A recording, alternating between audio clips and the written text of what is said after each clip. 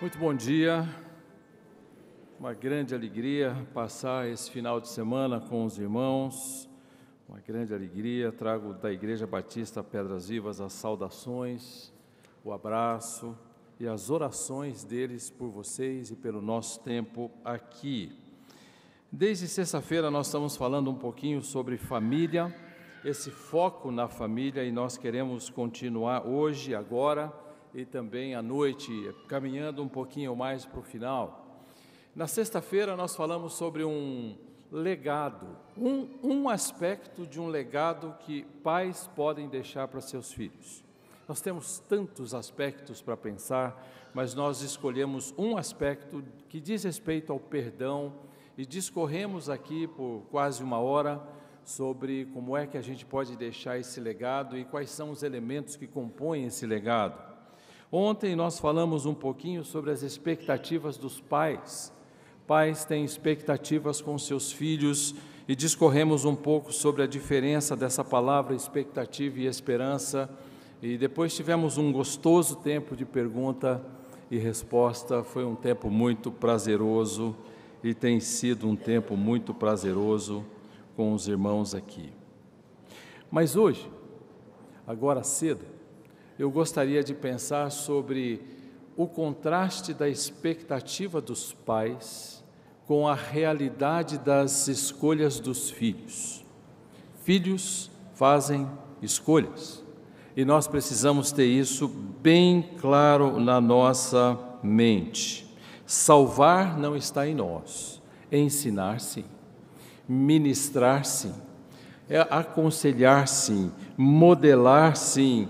E quando você olha para as Escrituras, você tem uma riqueza de informação sobre isso. E eu queria passar um pouquinho, alguns minutos aqui com você, falando sobre isso e pensando um pouquinho em algumas escolhas que foram feitas, não somente por pais, mas especialmente por filhos. E sem dúvida alguma isso é muito especial para o tema que vocês estão desenvolvendo aqui nesse final de semana.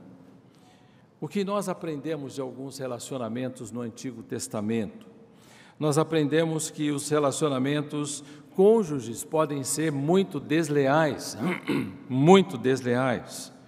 E você tem Isaac e Rebeca trabalhando num conflito num dado momento da vida deles, e Rebeca não hesitou em enganar seu marido.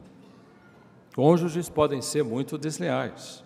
E pais podem ser muito desleais, e no mesmo capítulo eu estou lembrando apenas algumas coisas que a gente, en passant, já falou. Em Gênesis 27 você tem pais sendo desleais com o filho, um pai querendo que um filho tenha alguma coisa que Deus não deu, e uma mãe querendo que o filho tenha de maneira ilegítima aquilo que Deus legitimamente deu, e você tem uma mãe fazendo com que, e o pai fazendo com que filhos entrem em conflito.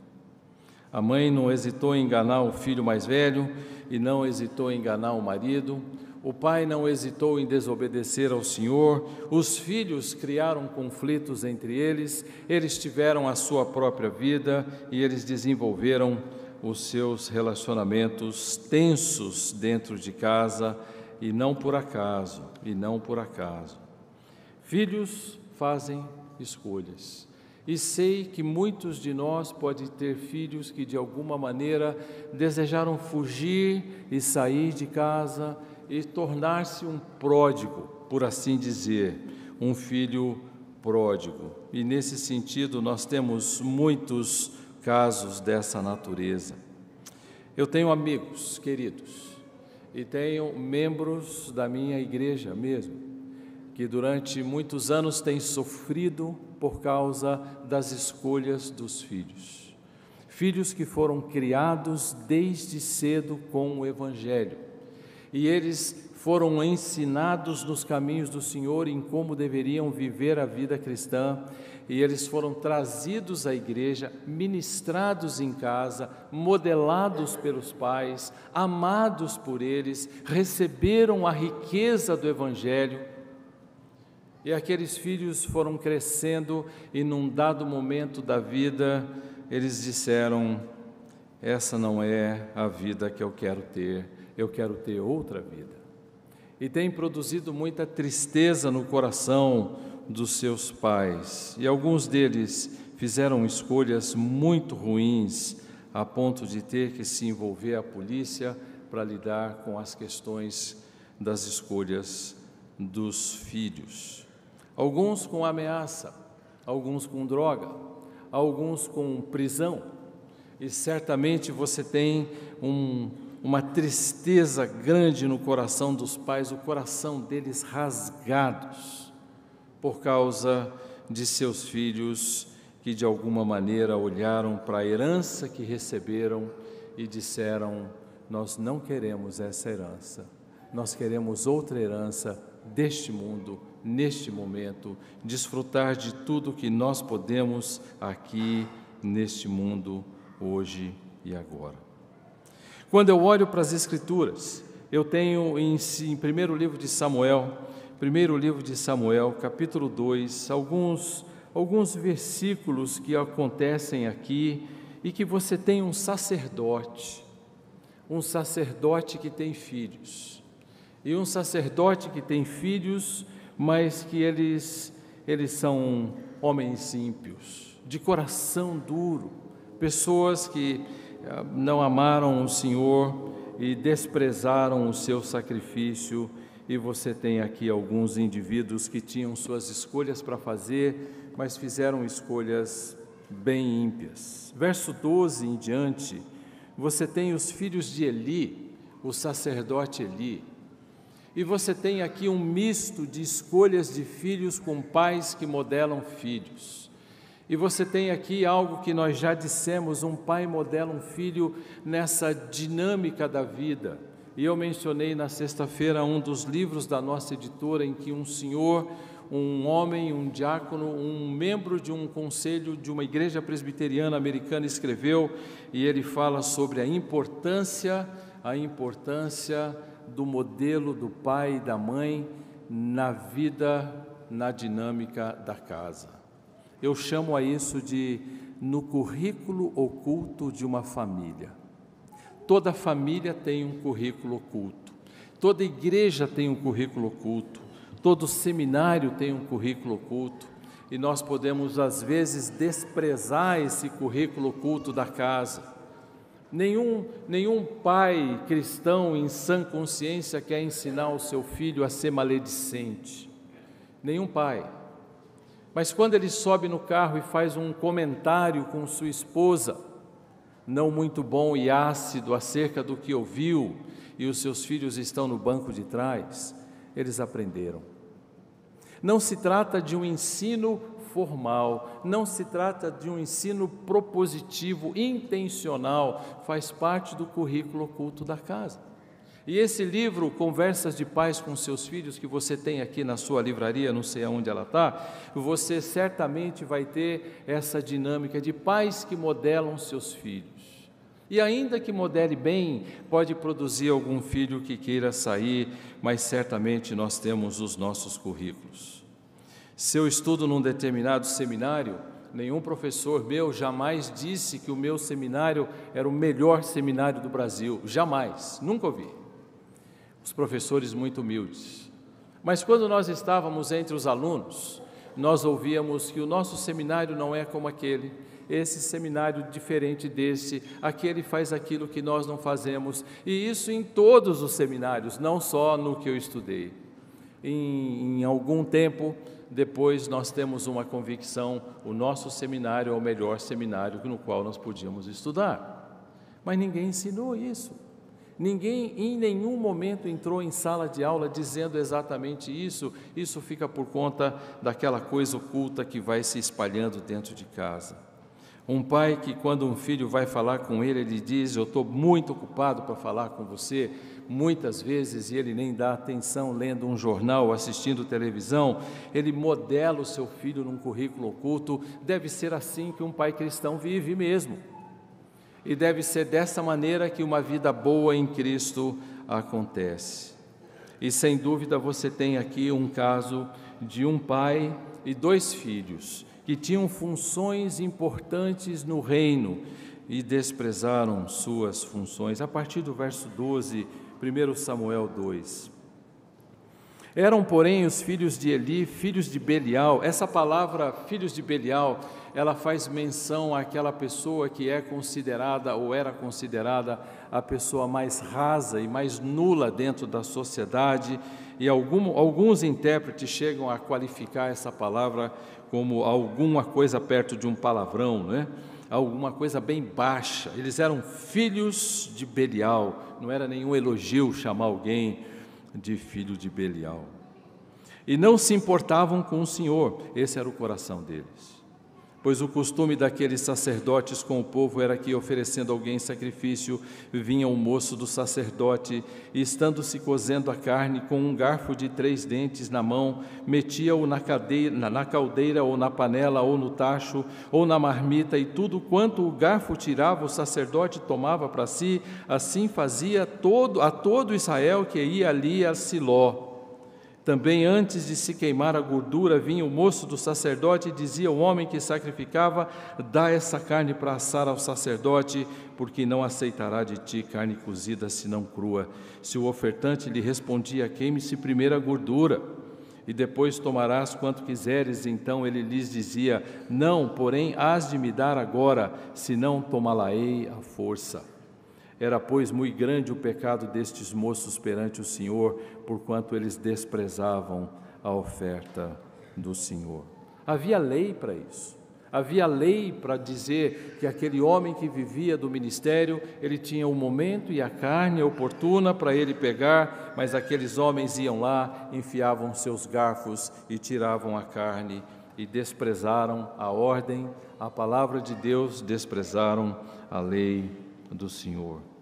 Os filhos fizeram escolhas, os filhos fizeram más escolhas, e esses 2 filhos tinham um coração, e é como se o autor das Escrituras quisesse oferecer um contraste com o verso 18, Samuel ministrava perante o Senhor, sendo ainda menino, vestido com uma escutola sacerdotal de linho. Aqui nós temos um outro homem, nós temos um sacerdote e 2 filhos, e nós temos Samuel, um outro homem. Sua mãe lhe fazia uma túnica pequena e de ano em ano lá trazia quando com seu marido subia a oferecer o sacrifício anual. Ele está falando aqui de uma situação bem dura, aonde esses indivíduos fizeram aquilo que era mal aos olhos do Senhor. Mas deixa eu dizer para você o que a Escritura diz. A Escritura diz que um dia o Senhor disse: chega, acabou. Eu costumo brincar lá na minha igreja: não abuse da graça, não abuse da graça. E então chega um dado momento que o Senhor diz para eles: eu vou fazer algo com vocês, eu vou punir esses filhos. Mas olha o que ele fala para o pai, no verso 29 do capítulo 2. Por que pisais aos pés os meus sacrifícios e as minhas ofertas de manjares, que ordenei se me fizessem na minha morada? E tu, por que honras a teus filhos mais do que a mim, para tu e eles vos engordardes das melhores de todas as ofertas do meu povo Israel? Essa não era uma prática simplesmente que os filhos tiveram uma ideia maluca, era uma prática também feita pelo pai. E o pai, de alguma maneira, incentivou nesse ambiente da dinâmica da casa os filhos a violarem. Esse pai, e essa é uma palavra forte, honrava mais os filhos do que ao próprio Deus. E eu disse aqui uma ilustração de uma situação que a minha filha, pedagoga de uma escola de classe média, lá em São Paulo, na época que ela ministrava lá, por mais de 15 anos ela esteve como pedagoga lá, muitas vezes ela recebeu pais que foram tirar satisfação dela porque os filhos escreveram errado numa prova, fizeram cálculos errados, escreveram frases erradas, e elas foram tirar satisfação do porquê você deu uma nota baixa para o meu filho. Esse pai, ao invés de cooperar com a professora que está amando aquele filho e dizendo para ele: querido, eu quero que você saiba que você não pode errar, aqui você vai ter o amor da professora, lá no mundo você não terá. E eu queria que você pensasse e corrigisse. Os pais iam até a escola e escreviam cartinhas para a coordenação, dizendo: os professores dessa escola não têm discernimento das necessidades individuais das crianças. São pais honrando mais os filhos do que a própria disciplina desejada por Deus. Não se tratava de uma correção legítima de um erro de uma professora, se tratava e se trata muitas vezes de um erro comum de um pai olhar para os erros e pecados do seu filho e não redirecioná-los na direção da santidade, da semelhança com Cristo, mas aquecer e de alguma maneira isso, de alguma forma, ser parte da experiência dele. Esse homem estava produzindo filhos ímpios, que Deus os rejeitou, eles fizeram suas próprias escolhas.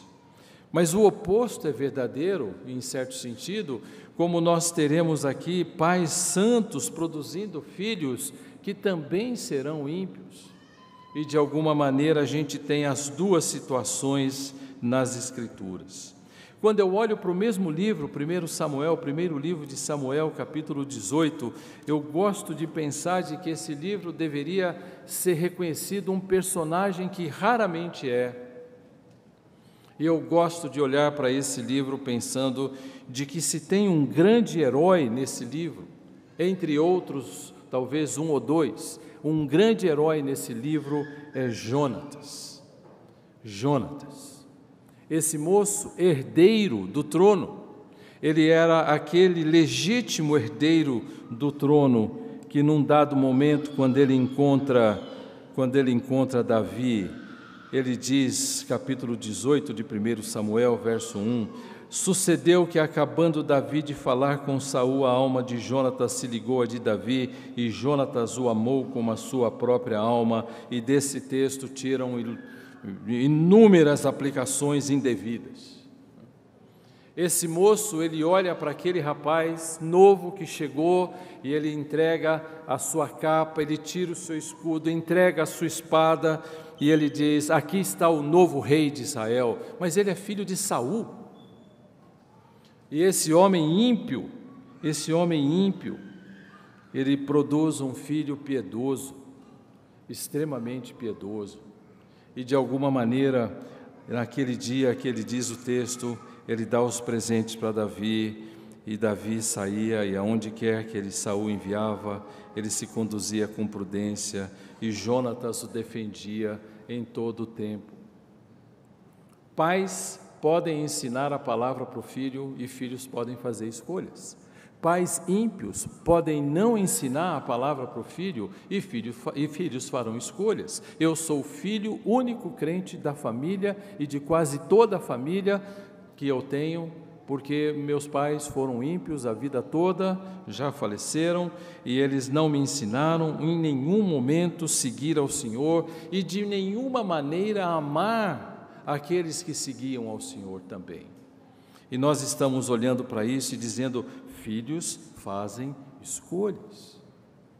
Mas como nós tratamos de expectativa ontem, um pai lê Deuteronômio capítulo 6 e ele diz: estas palavras que hoje te ordeno estarão no teu coração, e tu delas falarás assentado e andando e levantando e deitando, todos os dias, vai fixar nos umbrais, você vai fixar na janela. Pais olham para isso e dizem: mas eu ensino meu filho, e criam uma expectativa. Se você não sabe a diferença de uma coisa e outra, o vídeo de ontem pode ajudar a pensar sobre isso. E então eles olham para aquela cena de levarem seus filhos e colocarem no carro e arrumarem bem arrumadinho, bonitinho, e deixarem eles muito graciosos, e eles chegam até a igreja, e os pais vão crescendo dizendo: nosso filho será alguém que amará o Senhor. Quando você vai no Salmo 78, você lê o salmista dizendo que a lei está sendo comunicada para a geração seguinte, a fim de que ela não se torne como as gerações anteriores. E os pais então desenvolvem suas expectativas com seus filhos, esperando que eles de alguma maneira respondam positivamente no futuro. Mas de repente você tem filhos que estão fazendo escolhas bem perigosas, bem perigosas. E eles não se dão conta, pior, alguns pais não se dão conta de algumas escolhas perigosas que seus filhos fazem. Eu tenho dito para a minha igreja, para os pais da minha igreja, aprenda a ler o seu filho. Seu filho sinaliza, ele dá sinais claros. Hoje eu sou avô, eu já tive filhos em qualquer idade de vocês aqui, eu creio, porque meus filhos já ultrapassaram, um deles a casa dos 41 anos. E provavelmente eu já passei por aquilo que muitos de vocês estão passando. Um pai precisa ler o seu filho, as inclinações do seu filho, o que ele gosta muito, o que ele gosta pouco.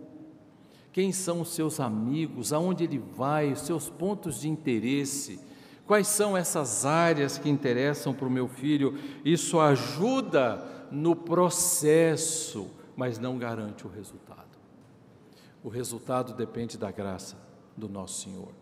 O resultado depende daquilo que o nosso Senhor vai fazer, e eu sou a única ovelha tirada de uma família e colocada para orgulho de toda a família como pastor, né? Uma família que não gostava do Evangelho tem alguém que é um pastor, e isso é estranho para eles.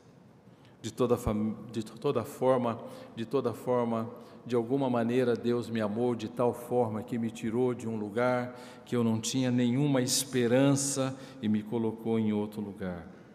Mas quando um pai não lê um filho, ele não percebe que filhos farão escolhas por sua livre vontade, e eles farão escolhas porque eles querem fazer aquelas escolhas. Eu vou dar alguns textos para você.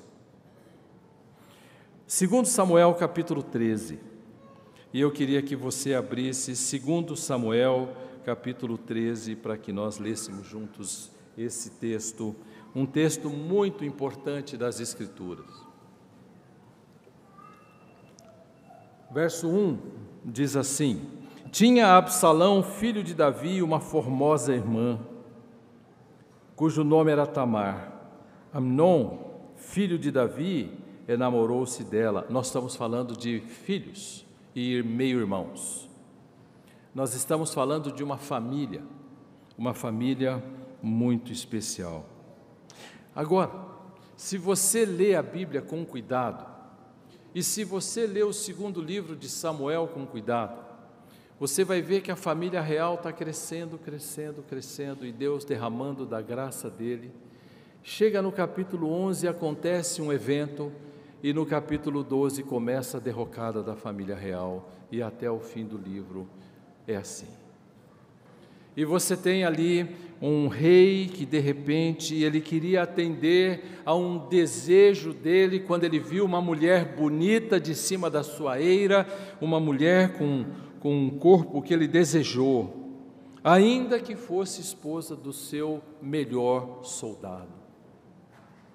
E então aquilo custou caro para ele. Ações têm consequências.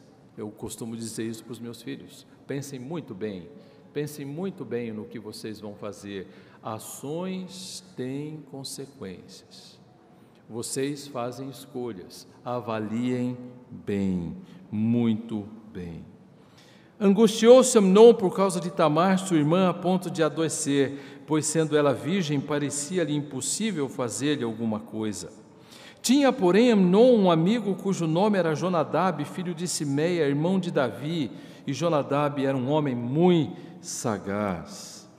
E você tem aqui esses protagonistas todos dessa cena de horror que está acontecendo, e ele não se deu conta das más influências da família dele, e ele não estava muito preocupado com isso. Jonadab era primo de Amon, sobrinho de Davi, e era um homem muito sagaz. E nós estamos falando de irmãos e primo. E eles estão agora aqui fazendo um conluio. E esse sagaz lhe disse: por que tanto emagreces de dia para dia, ó filho do rei, não me dirás? Então lhe disse Amnon: amo Tamar, irmã de Absalão, meu irmão. E Jonadab então sugere um plano, e aquele moço faz o plano: deita-te, finge-te doente, e quando teu pai vier visitar-te, dize-lhe: peço que minha irmã venha me trazer um pão. Enfim, uma armadilha. Mas eles eram primos, estavam falando em família. Quem vai suspeitar que um primo faz alguma coisa, se nenhum de vocês? Eu quero dizer para você que eu sim. Grande parte dos problemas domésticos e grande parte de abusos acontecem entre tios e sobrinhos, primos, avós, e isso é uma coisa que nós precisamos prestar atenção. E você está lendo comigo que isso não é de agora, não é uma coisa moderna do último século, isso é uma coisa da característica do homem em seu próprio pecado. E então ele chama Davi manda a sua filha, a virgem, atender a um homem que ele não leu, e ele não discerniu as intenções daquele filho, e ele não levou em conta os conselhos daquele sobrinho que deu para ele. E nós estamos falando de algo em família. E então, essa é uma realidade que se repete. Recebi uma mãe com um filho, sentaram na minha frente e eles olharam para mim e nós oramos e eles começaram a chorar e choraram. E eu disse: aconteceu alguma coisa, não é? Ela falou: ah, sim, sem dúvida. Meu filho foi na casa, passar uma noite na casa dos primos e ele teve um tempo lá com seus primos e relatou uma história. Eu disse: ah, isso não é novo, né? Pensei comigo mesmo, né? Isso não é nada novo, é isso aqui que está acontecendo, exatamente a mesma coisa. E nesse sentido, depois de falarmos sobre a soberania de Deus, sobre aquilo que acontece na nossa vida, da graça de Deus, do amor de Deus, do perdão de Deus, da restauração que Deus pode operar numa vida, então nós caminhamos, enfim. Mas aquele moço, ele atrai a sua irmã e ele abusa dela. E diz o texto mais para frente que forçou-a e deitou-se com ela, verso 15, sentiu por ela maior aversão do que sentiu por ela o amor que lhe votara. E nós temos aqui filhos fazendo escolhas, família fazendo escolhas, pais, e nesse caso, um grande homem, o rei Davi. Mas de alguma maneira, Deus nunca deixou de revelar o pecado dos seus filhos nas Escrituras, nunca. De alguma maneira, ele não prestou atenção aos seus filhos. E como você vai ver, embora um grande rei, ele nunca leu os seus filhos. A única coisa que ele fez boa foi quando Salomão, no capítulo 4, em Provérbios capítulo 4, diz: quando eu era jovem, eu sentei junto com meu pai, tenro e único, ele não era, mas com Salomão, Davi teve bastante cuidado e ensinou muitas coisas para ele. Mas o texto diz de que aquela irmã tinha um irmão chamado Absalão. E nós estamos falando de mais um filho de Davi. Filhos fazem escolhas. E eu preciso entender que num momento da nossa vida em que nós estamos sendo uma influência nesse ambiente, na dinâmica, não na formalidade apenas, também, mas na dinâmica da casa, naquele ambiente em que nós estamos andando com eles, aquele momento em que nós sussurramos aos ouvidos deles as coisas que precisam ser ditas, saindo com eles individualmente, conversando em casa de modo intencional, propositivo. Querido, querida, quais são as maiores necessidades dos nossos filhos, do filho A, do filho B, do filho C, do filho D? O que é que eles mais necessitam? Isso é intencional. Um pai e uma mãe têm que conversar sobre isso todo dia. De que maneira nós podemos suprir? Quais as maiores dificuldades deles? Onde está o coração de cada um deles?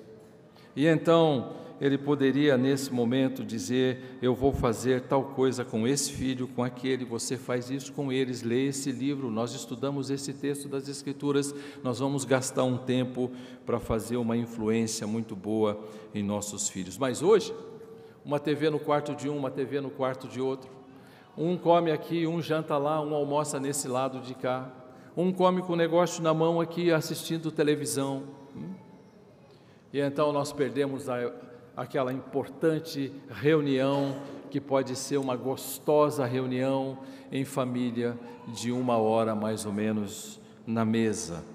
Como o Salmo 128 diz: eis como será abençoado o homem que teme ao Senhor, sua esposa e seus filhos ao redor da mesa. Simplicidade das Escrituras, bênção do Senhor, esposa e filhos sendo trabalhados naquele lugar. Mas o que fez Absalão? Absalão olha para sua irmã Tamar e diz: quem fez isso com você? Amnon. Eu odeio Amnon. Um irmão odiando o outro irmão, filhos fazem escolhas. Eu vou fazer o seguinte, eu vou fazer um plano, e nós vamos matar Amnon. E a minha pergunta é: onde está Davi? Onde Davi entrou nessa história sórdida? Ele não entrou em nenhum momento nessa história terrível. E morreu um filho, outro filho odiava o outro, uma foi abusada e os filhos fizeram escolhas, ainda que de alguma maneira todos eles tivessem sido treinados na lei do Senhor, certamente.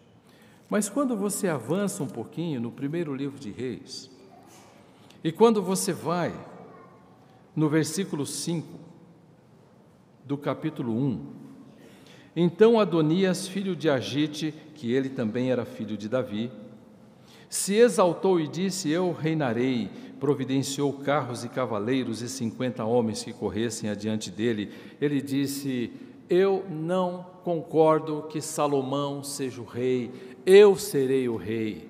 E um irmão se levantou contra o outro. Veja que família, veja que família. Nós costumamos pensar nos nossos heróis como sendo aqueles indivíduos que têm uma vida totalmente impecável e que nós olhamos para eles, enfim. Ontem eu estava conversando com o pastor Alisson e ele repetiu uma frase de uma pessoa que disse: nunca conheça a vida pessoal e íntima dos seus heróis. Viva com os seus heróis na sua mente, mas nunca conheça a intimidade deles. Mas esse moço está aqui: eu quero o trono de Salomão. Sabe o que acontece com ele? O pai vai ter que mandar matar o seu filho, porque aí tem uma situação aqui. Mas olha só o que diz o verso 6 de 1 Reis 1. Jamais seu pai o contrariou. Jamais seu pai o contrariou. E nós estamos enganados com uma máxima reinante no nosso tempo. Se eu falar não para o meu querido Vazinho que está aqui, ele vai ter um trauma e ele vai desenvolver algo para o futuro. Ora, qual é a tua lembrança mais antiga? 4 anos, 5 anos? Muito do que você pode fazer com seus filhos mais novos, eles não vão se lembrar, mas os valores vão ficar marcados lá. Não haverá trauma, não haverá nenhum tipo de dor. Um filho precisa aprender a viver num mundo que jaz no maligno, e isso passa por um pai chamar a atenção de seu filho. Seu pai jamais o contrariou, dizendo: por que procedes assim? E há uma advertência, um puxão de orelha misericordioso de Deus a Davi. Além disso, ele era de aparência muito formosa e nascera depois de Absalão, ele era muito bonito.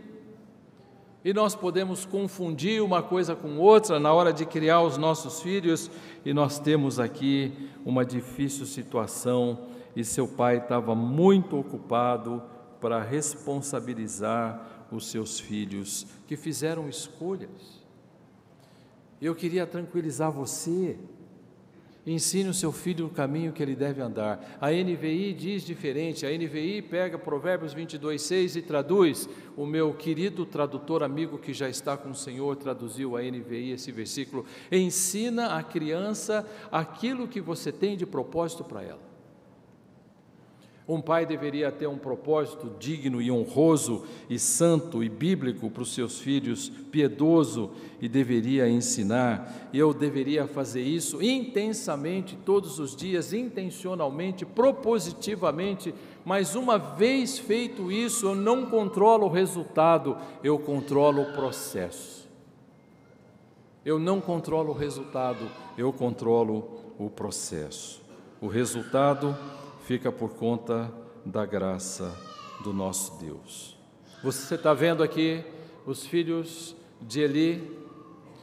Mais tarde um pouquinho, sabe o que aconteceu com aquele homem piedoso, Samuel? Ele tem 2 filhos. E quando você vai em 1 Samuel, em 2 Samuel capítulo 8, você tem uma situação ali em 1 Samuel 8, de 1 a 6, quando ele já está velho, e ele quer deixar o sacerdócio com seus filhos. O povo diz: seus filhos não são você, seus filhos são ímpios. E então o povo faz um pedido horroroso: queremos um rei como os de toda a terra, queremos ser iguais, queremos ser igual a todos, nós queremos ser iguais a todos os outros povos da terra. Que pedido horroroso! E aquele moço piedoso não tem nenhuma censura a Samuel, tem uma censura a Davi, tem uma censura a Eli, mas não há nenhuma censura a Samuel. Ele ensinou os filhos o caminho que deveria andar. Ainda assim, aqueles 2 filhos decidiram sair do caminho, a ponto da própria igreja não reconhecer, do povo de Israel, melhor, não reconhecer. Eu tenho um filho que pastoreia comigo lá na igreja, um outro filho que é membro do conselho. Eu tenho uma filha que é parte do ministério, e minha esposa Idem. E então, parte do ministério de crianças. E minha esposa Idem trabalha em muitas áreas lá na igreja. Que alegria é quando os filhos respondem. E que alegria é quando a igreja reconhece. O povo de Israel olhou para os filhos de Samuel e disse: eles não são você. É uma tristeza enorme, uma grande, profunda tristeza, mas filhos fazem escolhas. E não raro nós temos que lidar com filhos que vão fazendo escolhas nada piedosas ao longo da trajetória deles.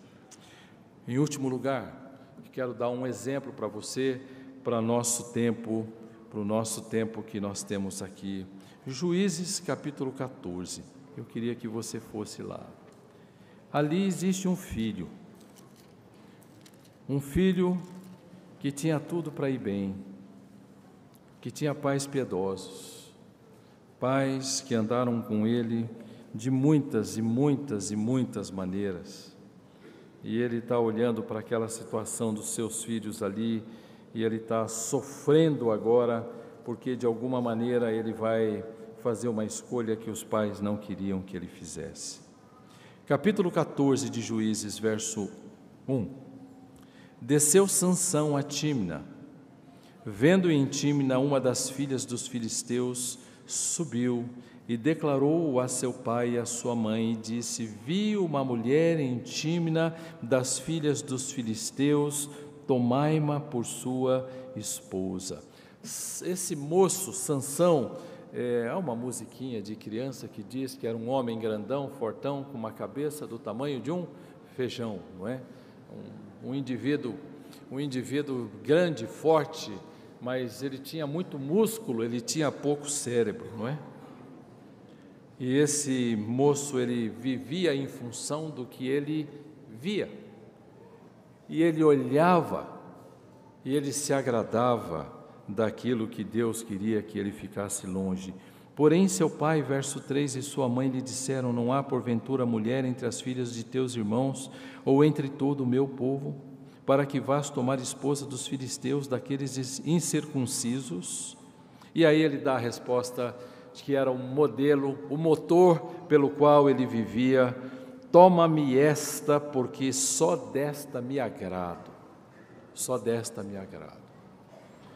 Alguns membros de igrejas saíram de suas igrejas e foram em outras igrejas, e quando questionados por que deixaram e por que foram, eles disseram lá, aquela igreja me agrada muito. Ah, é?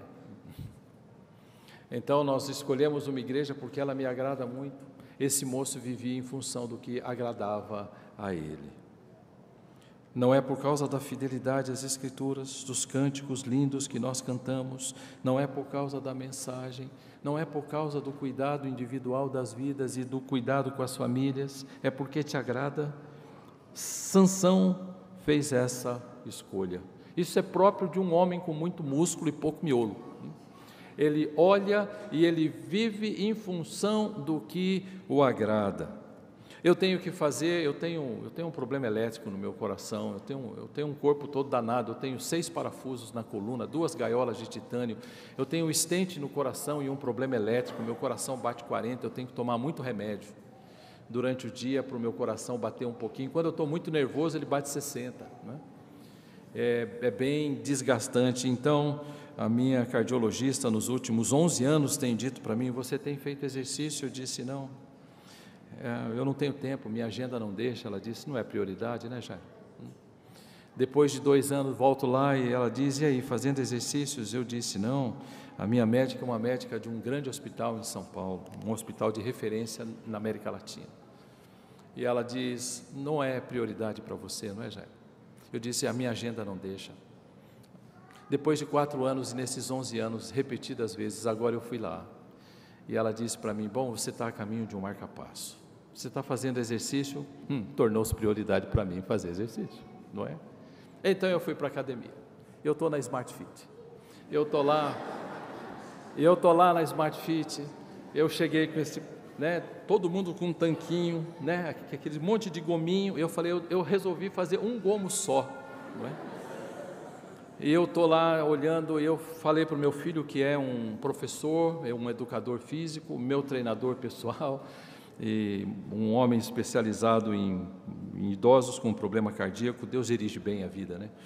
E ele me acompanha, e ele vai comigo, ele diz, pai, o exercício é assim, ó, não é para fazer assim, não, você tem que fazer dessa maneira. Eu estou lá fazendo meus exercícios para eu poder viver sem marca-passo até morrer, que vai acontecer em breve, né?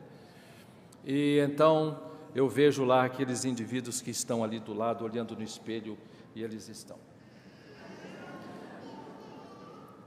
prestando atenção em algo que é importante, o cuidado com o corpo, mas o fazem de modo idólatra.